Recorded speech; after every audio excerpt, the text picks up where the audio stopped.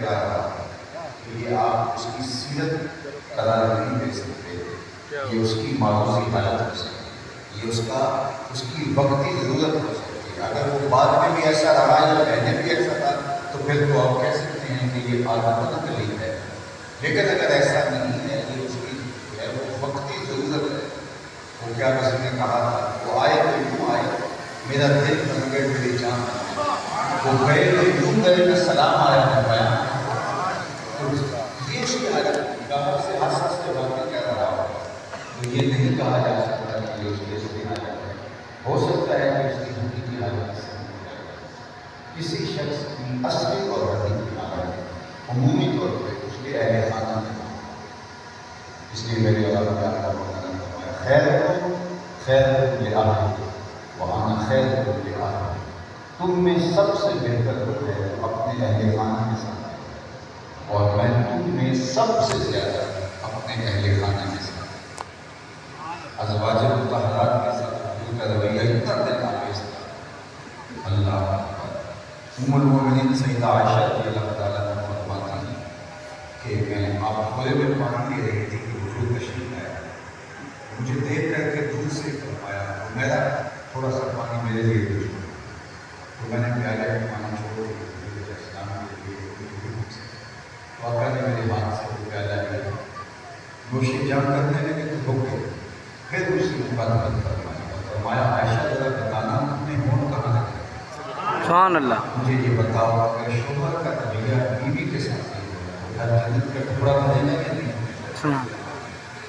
میں اسی جگہ پر کہہ رہا تھا کہ پیر صاحب کے جوتے میں شفا ہے ہے، مرید صاحب کے جوتے میں بھی شفا، شوہر کے جوتے میں تو شفا ہے، لیکن بیوی کے جوتے کے اندر بھی برکت ہے۔ اللہ کا حضور کی حضرت عائشہ رضی اللہ تعالیٰ عنہ کا حضور کے جوتا پانا ہے، اور یہ حضور کی سیرت ہے۔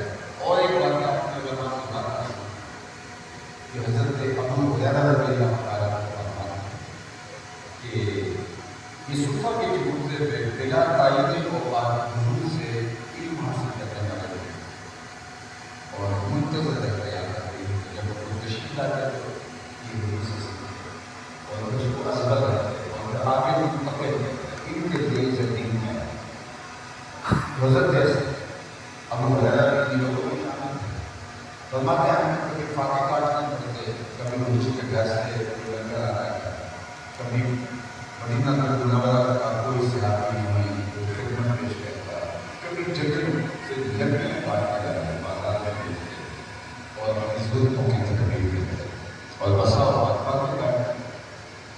ایک بار ایسا ہوا کہ بھوک کی شدت سے کمر بھی سیدھی نہیں ہو رہی اور یہ حالت اتنی عجیب تھی کہ بس چلنا میں دوبارہ لگ رہا تھا۔ اب کسی کے آگے ہاتھ بتائیں، اپنی ضرورت بتائیں تو یہ بھی اچھا نہیں لگ رہا۔ انہوں نے فرمایا کہ سوال سے اگر جب ہم سے کی حالت اس کی گنجائش بھی کرتی ہے، لیکن ہم نے سوچا کہ کسی سے بات نہیں کریں، لیکن بھوک نے اتنا کر دیا، انتڑیوں میں موبائل پڑ جائے گا، تو میں مسجد نبوی کے ایک ایسے خوشی میں آ بیٹھا جہاں سے لوگوں کو گزر ہوتا تھا۔ میرا خیال یہ تھا کہ سوال کی اپنی بھی نوبت نہیں آئی، گزرتے ہوئے لوگ میرے چہرے سے میری نکاحت کو محسوس کرنے میں اور میری ضرورت کا سامنا کر رہا ہے، لیکن شاید لوگوں کو جلدی تھی، جو بھی آتا تو آگے بڑھ جاتا، کسی نے ہمارا مسئلہ سمجھنے کی کوشش نہیں۔ ہستی پلکوں کے نیچے ہم بھی بل رہے ہیں مگر کون دیکھتا ہے اتنی گہرائی۔ کہتے ہیں کہ میں نے کہا چلو کسی سے بات کر لیجیے، حضرت عمر رضی اللہ تعالیٰ عنہ تو میں نے ان سے ایک مسئلہ شرعی دریافت کیا۔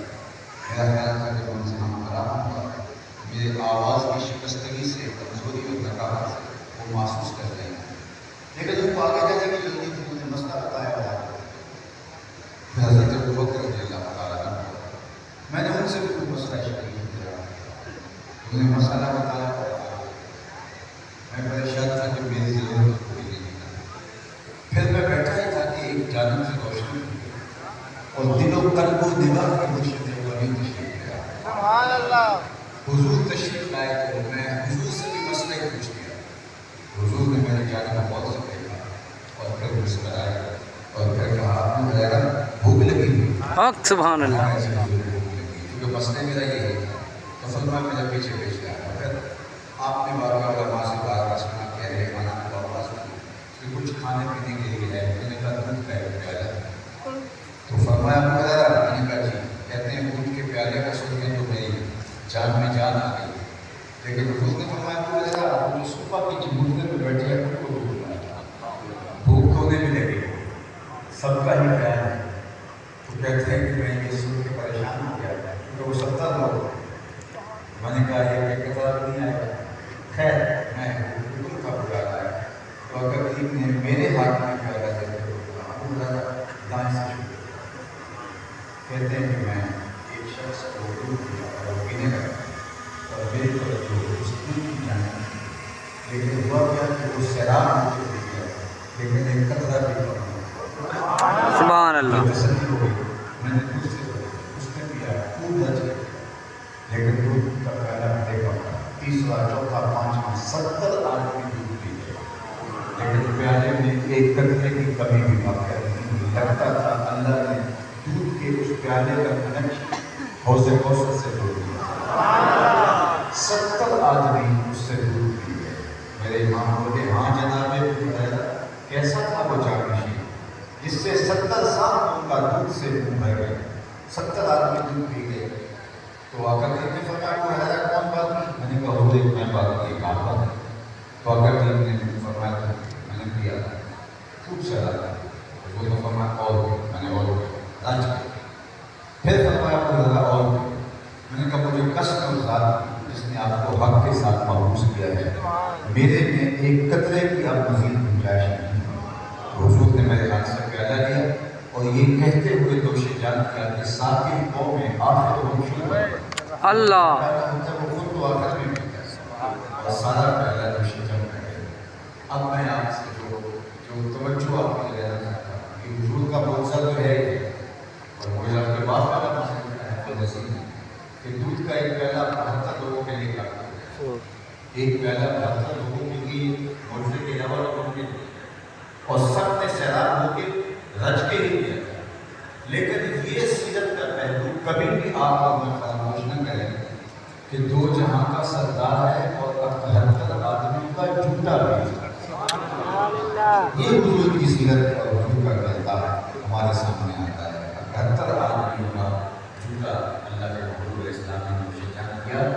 یہ اس لیے کہ حضور علیہ السلام نے ان چیزوں کو مٹانے کے لیے اور یہ جو لوگوں کے اندر اس طرح کے تفاوت ہے ختم کرنے کے لیے تو بہت سی.